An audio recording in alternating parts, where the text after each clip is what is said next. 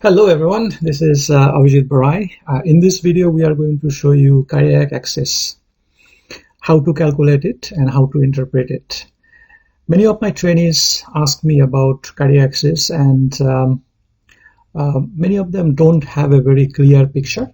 So the main idea of preparing this video is for the trainees to use this as a tool to calculate cardiac access. It will also help you to understand the various differential diagnoses, and it will help you in the long run for the management of the patient. If you finish this video, you will have a very comprehensive, very good understanding about cardiac access. You will know what it is, how to do it, how to calculate it, how to interpret it, and most importantly, how to incorporate this cardiac access for the management of your patient. It's a little comprehensive video, so it's a long video because I had to do a lot of animations to make it simple and understandable. If you are unable to watch the video in a single go, that is absolutely fine. You can watch the video in multiple small pitches. For example, you can watch the video for 15 minutes, then give a break, watch for another half an hour, take a break, and then you can watch the rest of the video. If you have got any questions, you can write in the comment section and we will get back to you as soon as we can. If you have not done already, you can subscribe to the channel. So over the next few months, we will upload lots of videos on ECG, and it will be very useful for you to subscribe to the channel and also press the notification bell icon. So without any further delay, let's move into the topic. So I'm going to show you a lot of movies, a lot of clips, a lot of animations to keep it simple, to make it palatable and understandable.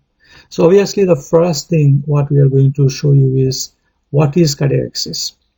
If you understand what is cardiac access, then that will be easier for you to calculate it and to interpret it. We'll show you in details about how to calculate the axis. There is not much easy resource. There are a lot of complicated resources, but I have kept it as simple as possible, and anybody can do the calculation. Even if you give it to your 6-year-old child or a nephew or niece, they will be able to calculate the cardiac access. It is so simple. We are going to show you why it is important and how it is going to help you in the diagnosis and management of the patient. And of course, I'm going to show you lots of examples which are freely available in the different resources. We'll give you the example and we'll tell you exactly what the cardiac access is and how it has actually helped in the diagnosis and management of this patient as well. So obviously the main topic here is cardiac access, and so let's dig into this. What is cardiac access? To understand the cardiac access, we need to understand the ECG, and this is a very fundamental, very basic thing. If you understand the very basic principles of ECG, then you will understand the axis.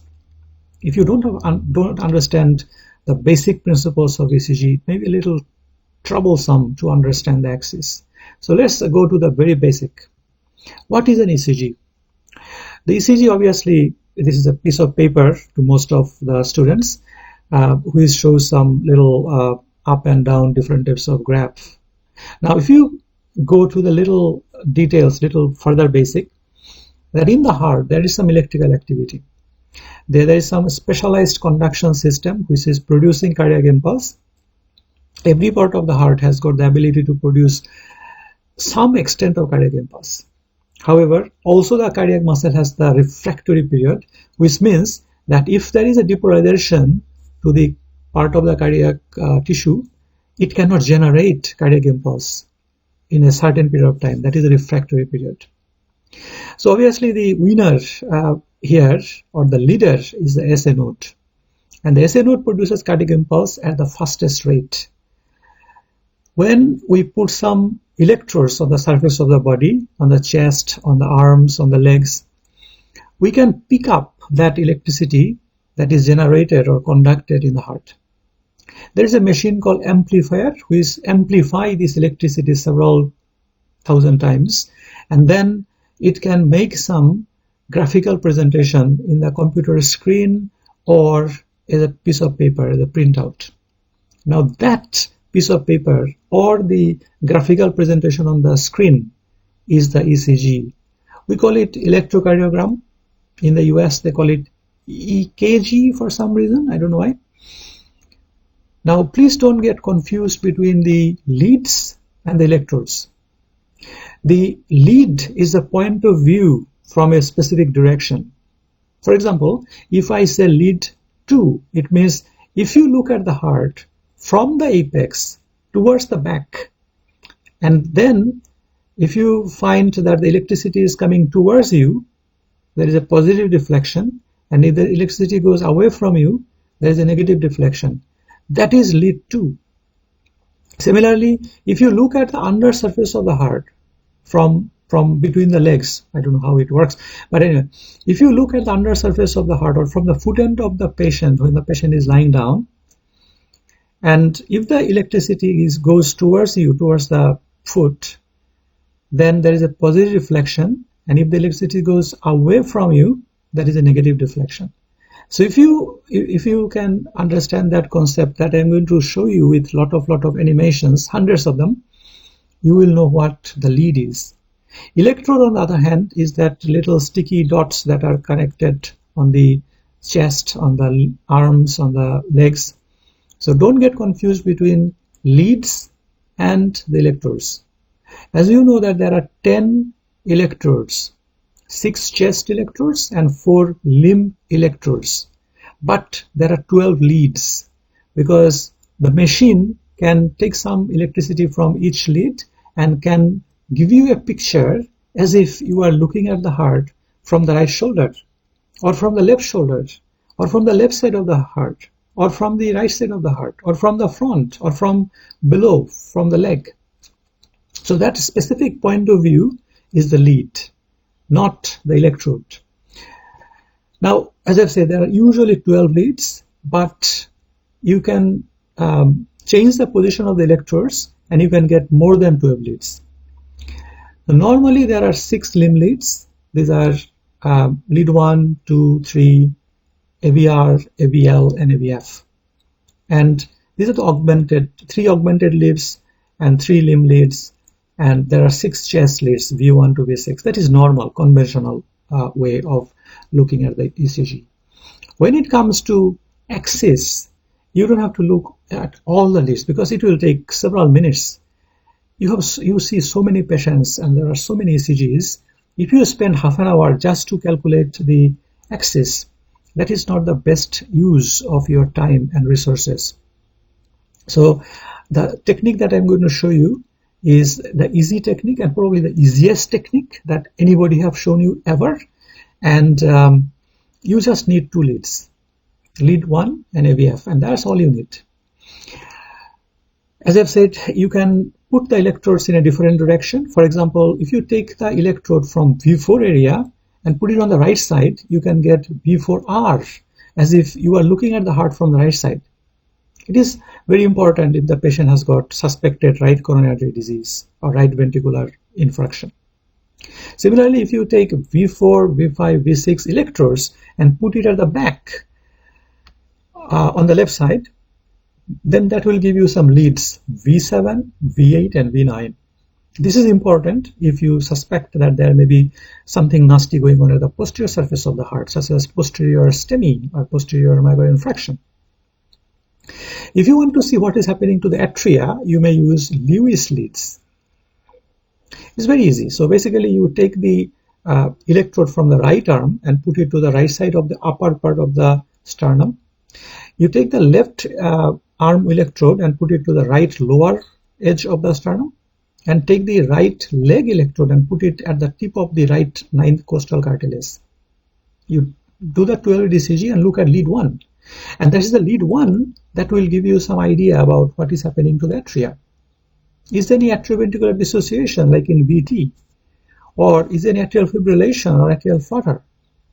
You can detect that by looking at these Lewis leads. So that is a very basic, fundamental, very dry topic, I know. So let's show you some beautiful animations that I have prepared just for you. So this is the heart. So let's get oriented with it. This is obviously a section of the heart which shows this is the right atrium here, this is the left atrium here, interatrial septum, interventricular septum, this is the right ventricle here, and this is the left ventricle here.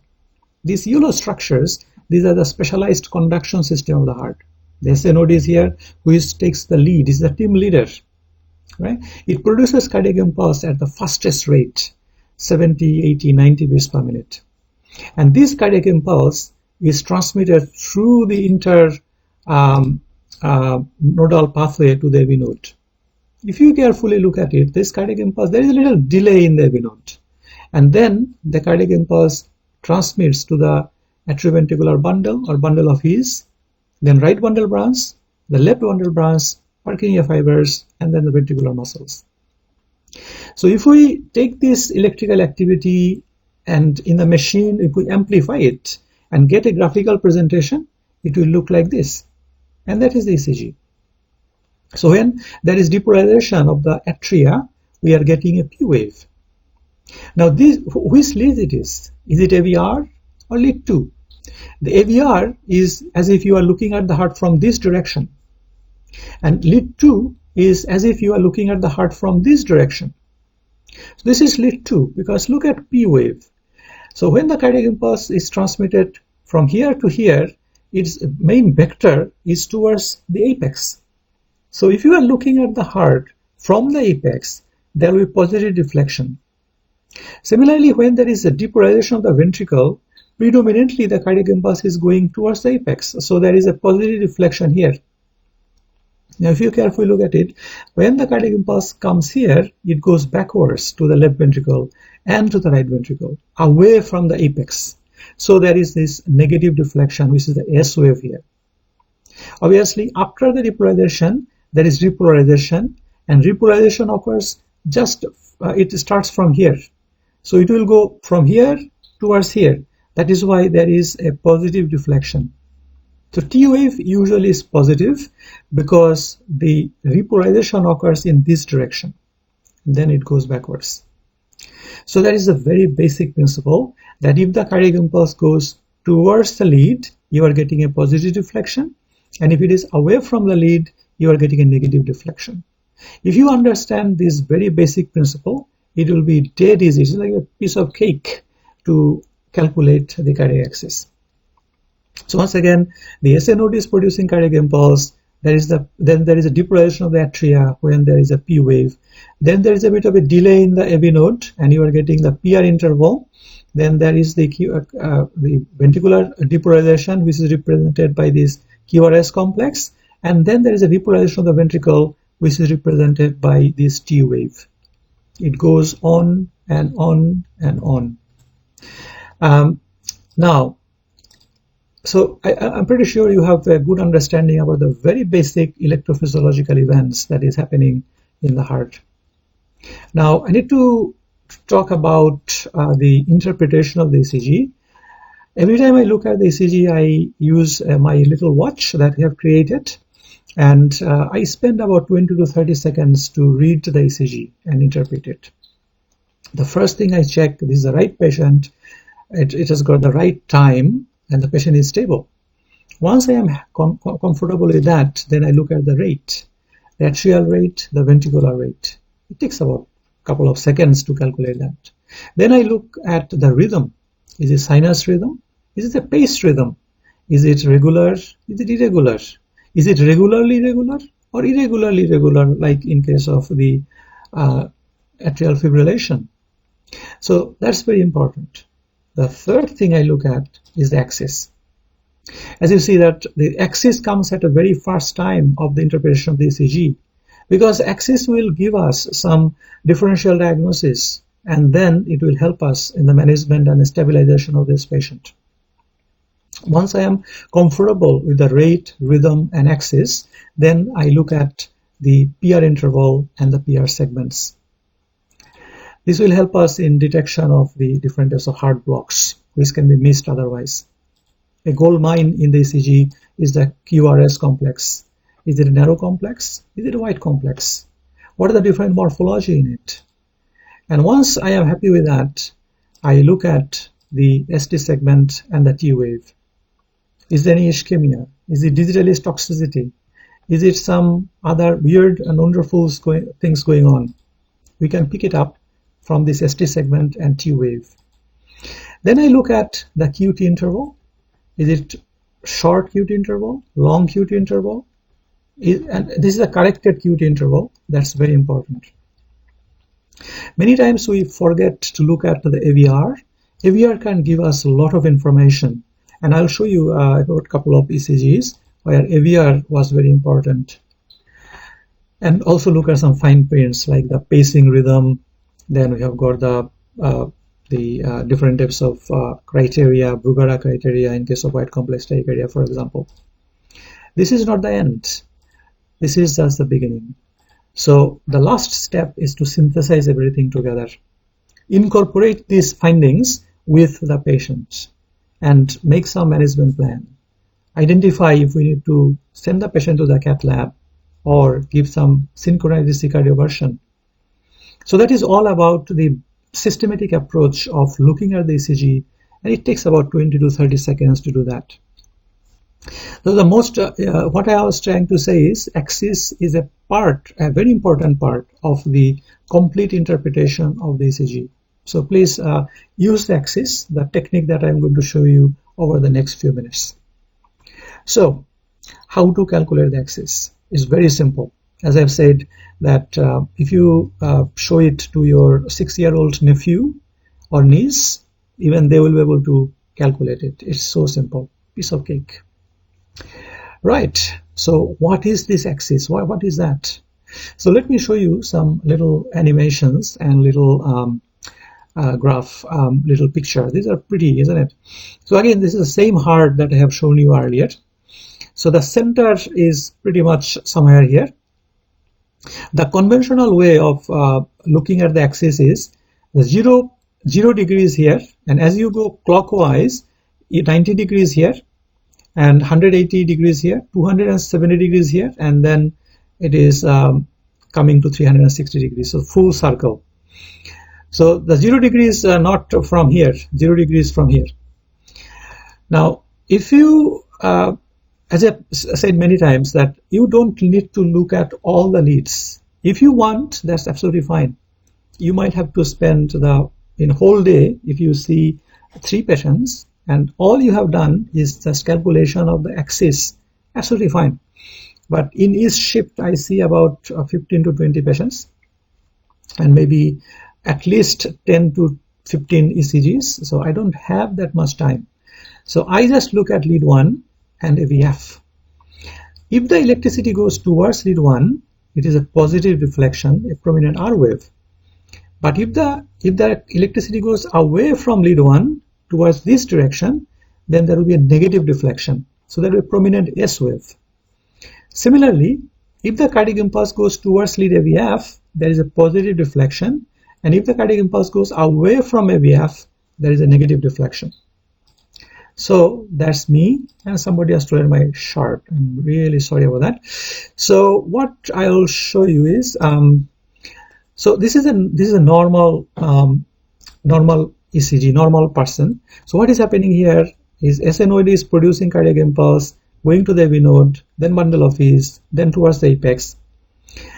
If you look at lead 1, what will happen here is that the cardiac impulse is going pretty much, it's not quite 100% to lead 1, but it was predominantly towards lead 1. That is why the R wave is bigger than the S wave. When the cardiac impulse goes in this direction, that is a positive reflection, but the little bit of cardiac activity or electrical activity that is going towards here, that is making this little S wave. So that is the lead 1. Now what is happening to lead AVF? Even if before I show you, you know what is happening, because the cardiac impulse is predominantly going towards here. So basically the main component is a positive deflection. However, there is a little bit of electrical activity that is going away from AVF, so there will be a bit of small S wave, and that is exactly what it is. Now, if you look at the ECG, and if you find that in lead 1, you have got a predominant R wave and a predominant R wave in AVF, this is normal axis. This axis is between minus 30 degree and 90 degrees. How to calculate it? I'll show you in the next few slides. So this is normal axis. So let's show you something a little bit complicated. So this is how you calculate it, but I think what I'll do is I'll show you later how to calculate it. Sorry, let's go through this quickly. Okay, let's show you a different patient now. Again, this time the cardiac impulse is generated from the ventricle, from the apex. And this is not coming from the conduction system. This is coming from the ventricular muscle. So the QRS complex will be wide complex. And by definition, this is a VT, by the way. Now, if you carefully look at the axis component, if the cardiac impulse goes from here to here, then from lead 1, what will happen? It is a negative deflection. So there will be a predominant S wave. Actually, there is no R wave here. That's just S wave, right? And that is classic for VT, by the way. Similarly, if you look from AVF, from this direction, if you are standing from the foot end of the patient and the cardiac impulse is going away from AVF, so again, there will be negative deflection here. So we have shown you that in a normal patient, when the cardiac impulse is coming from SA node to the AV node and towards the apex, there is a prominent R wave in lead 1, prominent R wave in AVF. In VT, it is different. And this is called northwest axis. So if you see prominent S wave in lead 1 and prominent S wave in lead AVF, and the QRS complex is wide, it may be VT. This is one of the diagnostic criteria for VT, that northwestern axis. So this bit from 180 degrees to 270 degrees, we call this northwestern axis or extreme axis deviation. So far, I have shown you the normal axis and northwest axis. Let me show you some other two categories of axes that can happen. So assume that you have one patient who has got a big right ventricle for some reason. Maybe he has got pulmonary hypertension. And what will happen then? If you carefully look at it, cardiac impulse is coming from the SA node to the AV node, then to the bundle of his, but it is spending more time on the right side because the right ventricle is bigger. It is more demanding. It needs more cardiac impulse. So if the cardiac impulse goes predominantly to the right side, it will go towards the AVF. So what will happen to the AVF lead in this patient's ECG? And what will happen to the lead to the lead 1? So if the cardiac impulse goes in this direction, it is going away from lead 1. So there will be a prominent S wave. On the other hand, there will be a prominent R wave in lead. There will be a prominent R wave in AVF. So, in summary, if you find a cardiac ECG where there is a prominent S wave in lead 1 and there is a prominent R wave in AVF, this is right axis deviation between plus 90 degree and 180 degrees. So simple, isn't it? So if you are locked up in your room for COVID or for some other reason, and if you are told that you will be given only 2 leads, nothing else, which 2 leads will you choose to calculate the axis? My choice is simple, lead 1 and AVF. If I have got that all 12 leads, that is fantastic. I mean, I can spend whole day just to calculate the axis, but that is not the best utilization of time. All right. So let me show you the other type of the axis that can happen. Again, this is the person who has got the SA node producing cardiac impulse. It is going through the internodal pathway to the AV node, then to the bundle of his right bundle branch, left bundle branch. If you carefully look at it, this patient has got left ventricular hypertrophy. And look at the cardiac impulse. It is spending more time on the left side. which means that the cardiac impulse is going mostly towards the lead 1. So there is a prominent R wave. But in lead AVF, there is a negative wave predominant because cardiac impulse is going away from the AVF. So this is a left axis deviation. Simple, isn't it? So far, I have shown you very simplified way of calculating the axis. So you look at lead 1 and AVF. If there is prominent R wave in lead 1 and AVF, this is normal axis. If there is predominant negative wave, so predominant S wave in both lead 1 and AVF, this is northwestern axis or extreme axis deviation. If there is a predominant S wave in lead 1 and predominant R wave in AVF, this is right axis deviation. And if there is a predominant S wave like this one in AVF and predominant R wave in lead 1, this is left axis deviation between minus 30 and minus 30 and minus 90 degrees. Now let me show you how to calculate it. So this is a little bit more complicated things, but this is so useful. You will be able to tell exactly what the degree is. Let me show you the technique. So this is the patient where the cardiac impulse is coming from the SA node to the AV node to the bundle office towards the apex. So this is normal axis. As you see, there is a prominent R wave in lead 1 and prominent R wave in AVF. Now, what is the degree? If somebody asks, what is the degree? So if you show it to your 6-year-old nephew, they will tell you this is normal axis. But then they will ask you, what is the degree? Then you need to actually tell them that this is the degree. This is 80 degree, or this is 70 degree, or this is 30 degree, or this is minus 30 degree. So how many degree? So let me show you how I calculate it. So in the lead 1, we have got the R wave that is probably about 10 smaller square, 10 millimeter, and the S wave that is probably 2 millimeters. So the net effect is positive 8, right? So this is positive 8. So if I put 1, 2, 3, 4, 5, 6, 7, 8, but as long as they are in the same distance, that is fine. It does not matter exactly if it is 1 millimeter or 2 millimeter, does not matter. As long as the distance is the same, that's fine. So put a point there. Similarly, in AVF, how many are there? So there are 1, 2, 3, 5, 6, 7, minus 2. So that will be 5. So you've got 1, 2, 3, 4, 5. So put a dot there.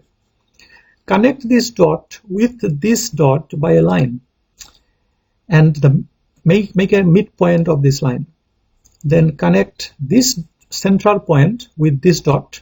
And this angle here, that is the cardiac axis. So this patient has got cardiac axis probably around 40 degrees, I would say. This is not 100% accurate, but it will give you some rough idea. This is about 40 degrees. So 40 degrees means minus 30 to plus 90, that is normal. So 40 degrees, that is normal. So this is how you can calculate the axis in a normal axis patient. What happens to the northwestern axis?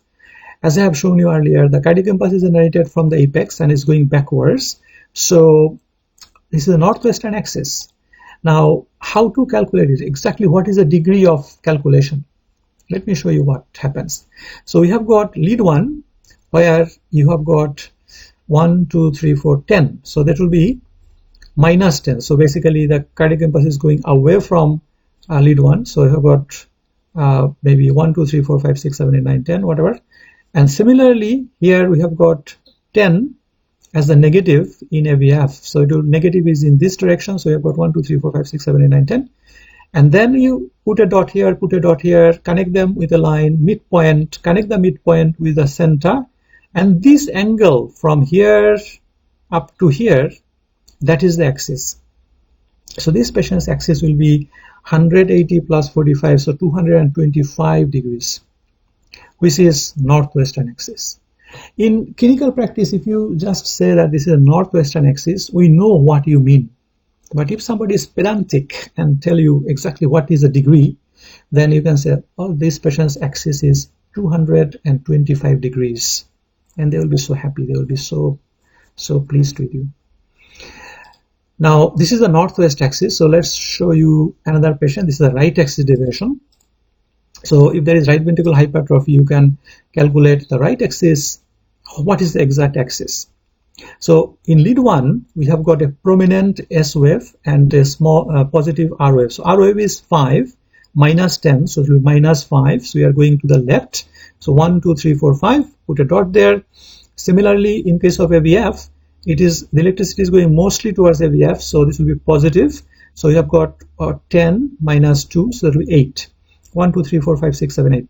So if you put this dot and this dot, connect them together, midpoint, and that is the line you are drawing. So this will be the angle here. So that will be 90 plus 45, so 135 degrees.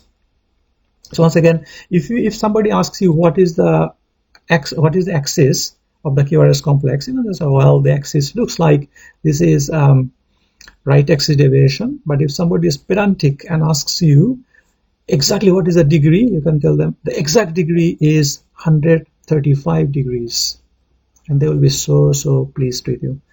All right, so let me show you the last calculation. So this is a left axis deviation, as you can already guessed.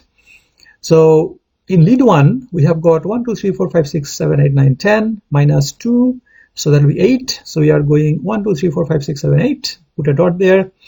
In case of AVF, we have got positive is 5 and negative is 10, so that will be minus 5.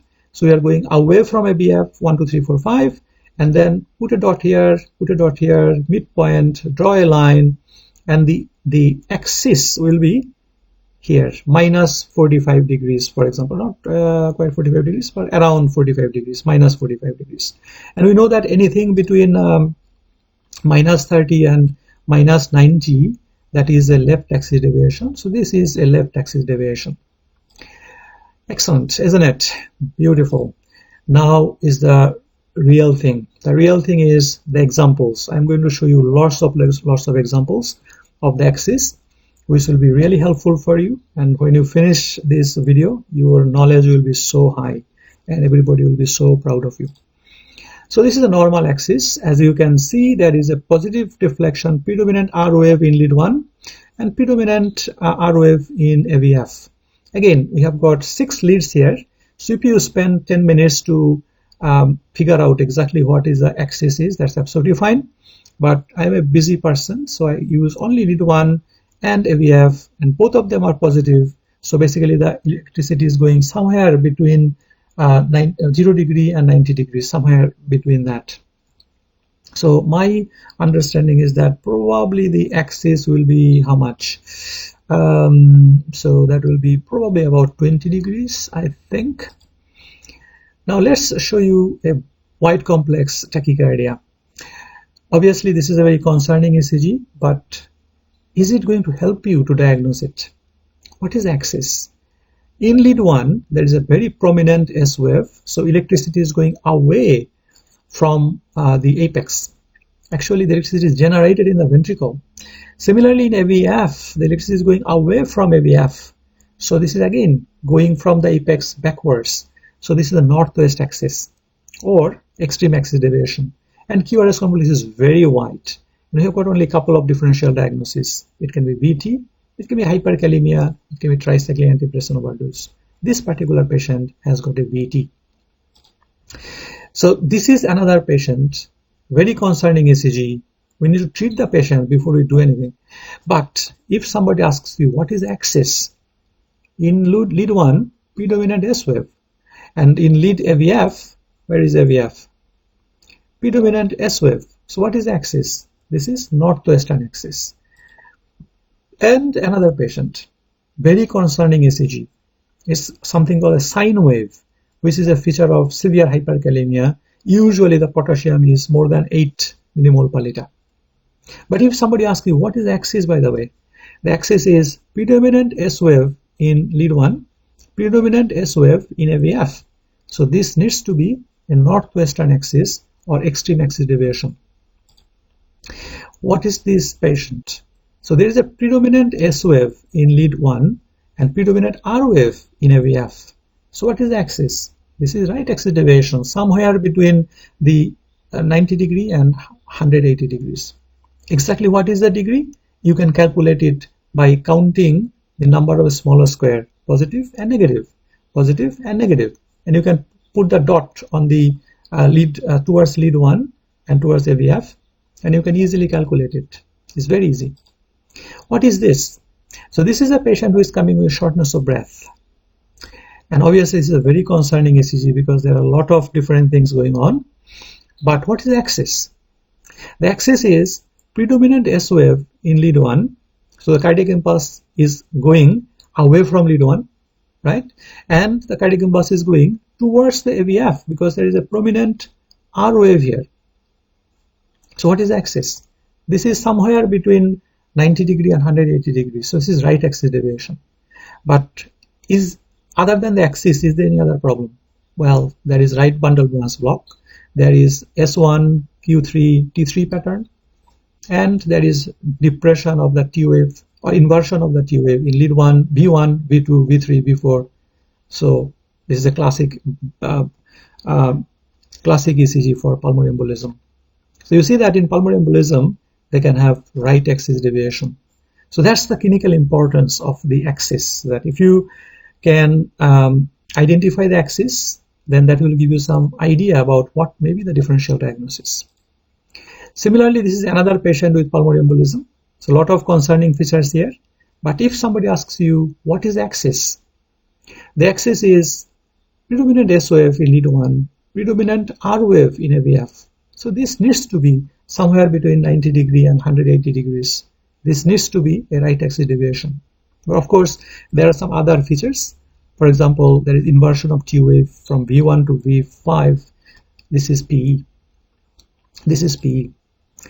Let me show you another pulmonary embolism patient. So this is a broad complex, broad QRS complex. But if somebody asks you, what is axis? The axis is predominant S wave in lead 1 and predominant R wave in AVF. So the cardiac impulse is going away from lead 1 and towards the AVF. So this needs to be the right axis deviation, right? And this is the right ventricular hypertrophy. And right ventricular hypertrophy, there are a lot of different things that we can talk about. But what is the axis? The axis is predominant S wave in lead 1. So cardiac impulse is going away from lead 1. Predominant R wave in AVF. So cardiac impulse is going towards the AVF. So the axis needs to be right axis deviation between 90 degrees and 180 degrees. It's very simple, isn't it? I'm getting addicted. Right. This is another patient with right ventricular hypertrophy with arrhythmogenic right ventricular dysplasia, which is a very weird thing. So you can see this is called epsilon wave. This is epsilon wave. This is called epsilon wave. And there is some T wave inversion in V1, V2, V3, V4, V5, V6, and also in lead 2, 3, and AVF. That is not the important. That is not what we are here for. We are here for the axis. What is the axis? You can look at all the leads to identify exactly what the axis is to get a 12-dimensional calculation of axis. That's absolutely fine. But I'm a simple person, and I will look at only lead 1 where there is a prominent S wave.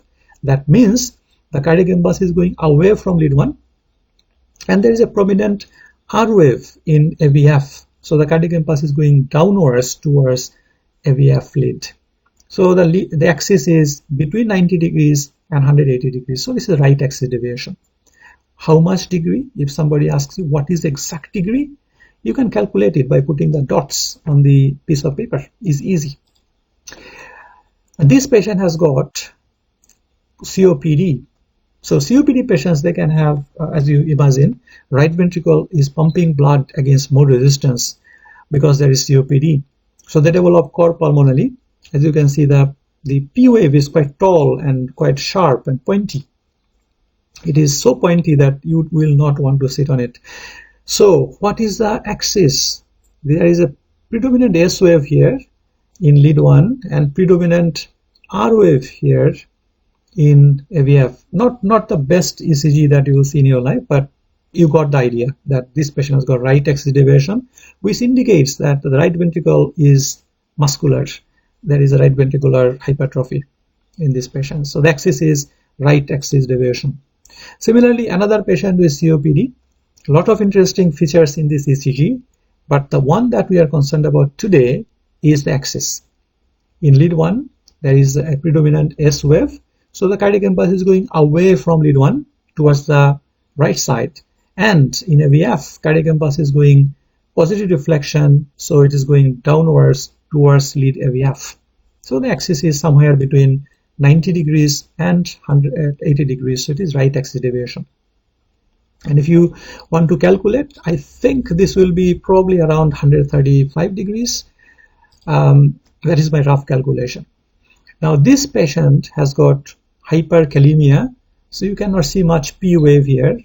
But what is axis? What is axis? So axis is lead 1 predominant S wave and AVF predominant R wave. So cardiac impulse is going away from lead 1 towards AVF. So this is right axis deviation. And this is another patient, very important. Look at all the leads. You can spend a lot of time. It is such an important ECG. But what is axis? If you look at lead 1, there is a predominant S wave, and in lead AVF, there is a predominant R wave. So this needs to be a right axis deviation. On the side note, this is white QRS complex, and in AVR, there is a prominent R prime, and R-S ratio will be more than 0.7. So that is a classic presentation of the sodium channel blocking drugs, such as tricyclic antidepressant like amitriptyline, nortriptyline, this sort of things. It's very important ECG. You need to give sodium bicarbonate to control this situation. But when it comes to axis, this is a right axis deviation. And another patient with white QRS complex, and a lot of things are going on, but if you look at the axis, lead 1 has got predominant S wave, so cardiac impulse is going away from lead 1 towards the AVF because there is a prominent R wave in AVF. So this needs to be somewhere between 90 degree and 180 degrees. So this is right axis deviation. And this is a patient with Wolff-Parkinson-White syndrome. That can also give you right axis deviation. But Wolff-Parkinson-White syndrome is a very weird thing. It can give you either right axis deviation or left axis deviation, depending on where the accessory pathway is. So there is a predominant S wave in lead 1 and predominant R wave in AVF. So cardiac impulse is going away from lead 1 towards the AVF, so the axis is right axis deviation.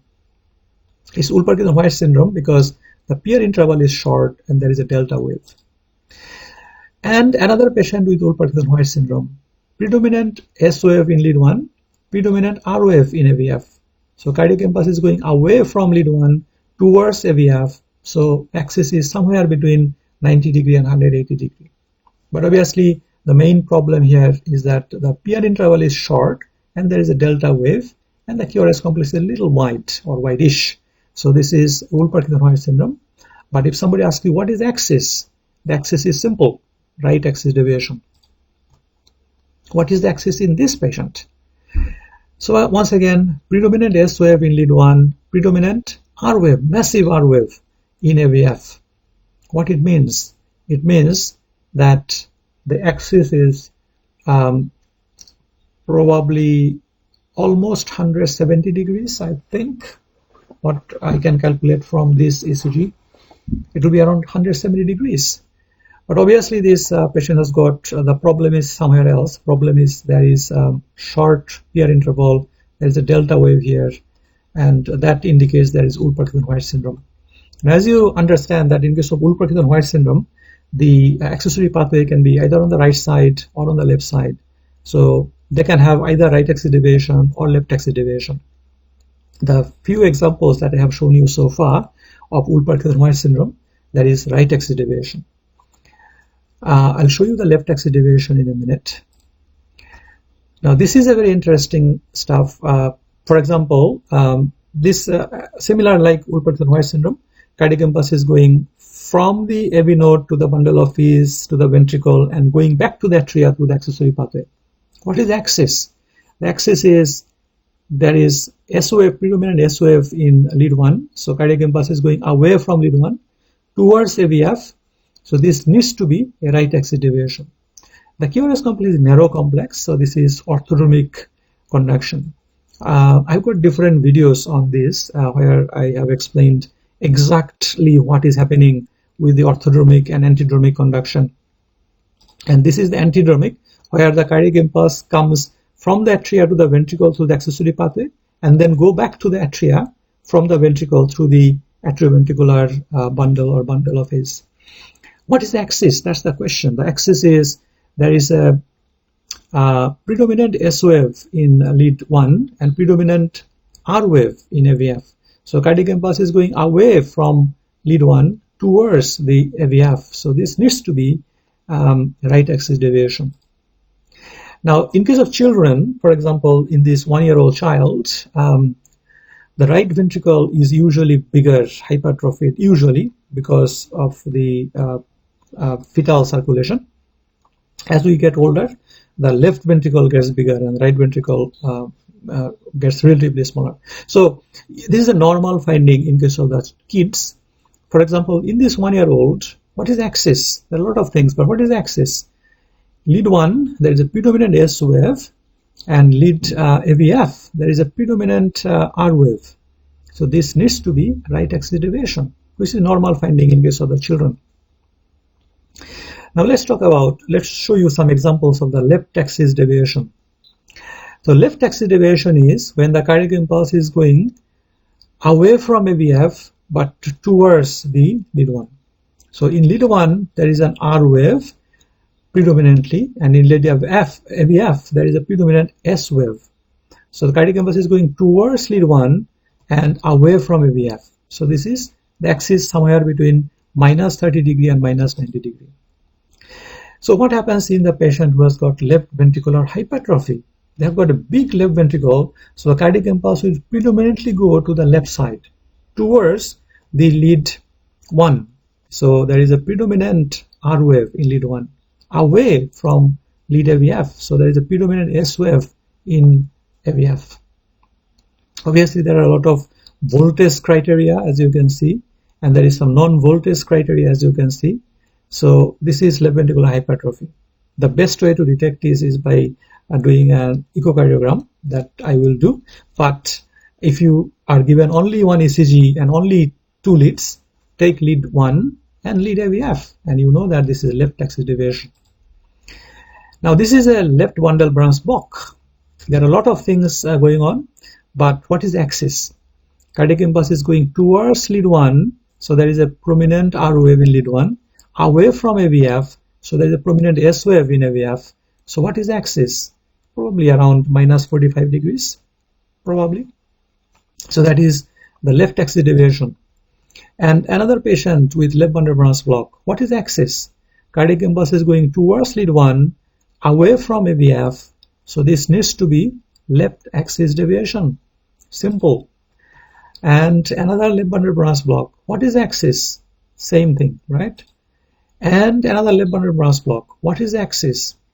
Cardiac impulse is going towards lead 1, away from AVF, so this is left axis deviation or left anterofascicular block. Now what happens in pacemaker? So normally the pacemaker is electrode is put in the right ventricle. In that case, cardiac impulse will go from the right ventricle towards the left side. So obviously there will be left axis deviation, and that is exactly what we can see here. So the cardiac impulse is going towards lead 1, so there is a predominant R wave in lead 1. Cardiac impulse is going away from AVF, so there is a predominant S wave in AVF. So this is left axis deviation in case of a pacemaker, right ventricular pacemaker. And this is another example. As you can see, there is an atrial pacing, and there is a ventricular pacing as well. Atrial pacing and ventricular pacing.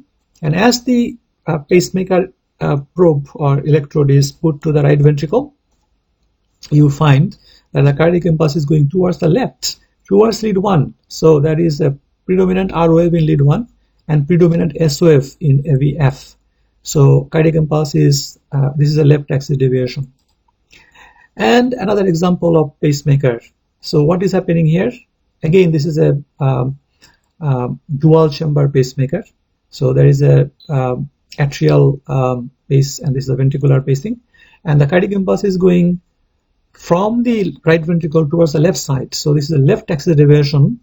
The cardiac impulse is going towards lead 1, so there is a very prominent R wave, and the cardiac impulse is going away from lead AVF, so there is a prominent S wave. So this patient has got left axis deviation because of the pacemaker in the right ventricle. And another example, I am showing you lots of the ECGs so that you have a really good understanding and you will get the pattern recognition. So next time when you see the ECG, it will be like a piece of cake. So once again, in lead 1, there is a prominent R wave. So cardiac impulse is going towards the lead 1, away from AVF. So this is left axis deviation. And obviously, this patient has got right ventricular pacing as well. And another one, pacing rhythm. So there is a right ventricular pacing wire. So we have got predominant R wave in lead 1. So cardiac impulse is going from the right side of the heart towards the left side. The direction is towards the left, towards the lead 1. So there is a prominent R wave here. And there is a prominent S wave in AVF. So cardiac impulse is going away from AVF, from the undersurface of the heart. So this is left axis deviation. I've told you that Wolff-Parkinson-White syndrome, the accessory pathway can be either on the right side or left side, and that way it can be either right axis deviation or left axis deviation. Now in this particular case, the cardiac impulse is going towards lead 1 and away from AVF, so this is going to be a left axis deviation. But of course the main problem is the Wolff-Parkinson-White syndrome, where there is a short pair interval and there is a delta wave here, and the QRS complex is wide, of course. And this is another, there is some accessory pathway, and there is antidromic conduction. So cardiac impulse comes from the atria to the ventricle through the accessory pathway and go back to the atria through the atrioventricular bundle. But what is axis? The axis is cardiac impulse is going towards lead 1, so this is prominent R wave in lead 1, and away from AVF, so this needs to be a left axis deviation between -30 and -90 degrees. This is a left anterior fascicular block, which is exactly the same thing what I have found, like in the case of the left axis deviation. So cardiac impulse is going towards lead A1, so prominent R wave in lead 1, and prominent S wave in AVF. That means cardiac impulse is going away from lead AVF. So this is left axis deviation in left anterior fascicular block. And this is another example of the left anterior fascicular block. Once again, cardiac impulse is going towards lead 1, so there is a positive deflection in lead 1, away from AVF, so there is a negative deflection in AVF. What is the axis? The axis will be -45 degrees if you calculate it. And another left anterior fascicular block, similarly prominent R wave in lead 1, prominent S wave in AVF, and this is left anterior fascicular block. If you ask what is the axis is the left axis deviation. Similarly, here, how can you differentiate between the normal left axis deviation and left anterior fascicular block? So this is the way to do it. So if you look at AVL, this is one of the voltage criteria that the R wave is more than 11 millimeters, and that is a voltage criteria for left ventricular hypertrophy. That is usually a characteristic feature of the left anterior fascicular block. I've shown you hundreds of ECGs. I'm pretty sure you are a master of cardiac axis by now. So I have shown you a lot of things. I know that you may be exhausted, so just summarize everything.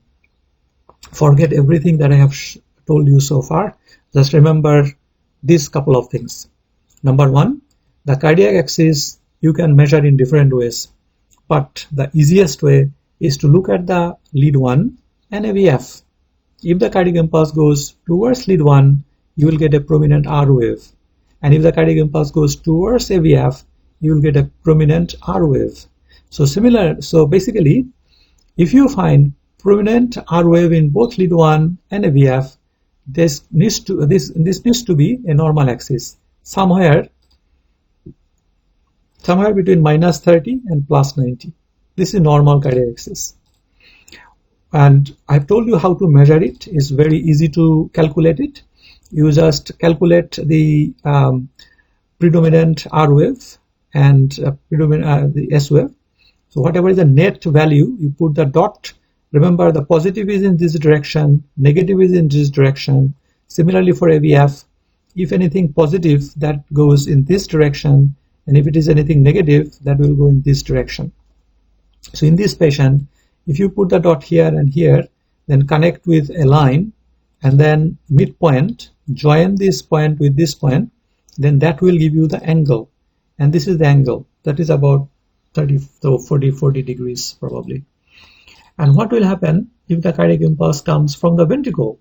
In that case, there will be negative deflection predominantly in lead 1 and AVF. This is called northwest axis or extreme axis deviation, which is a classic feature of the ventricular tachycardia.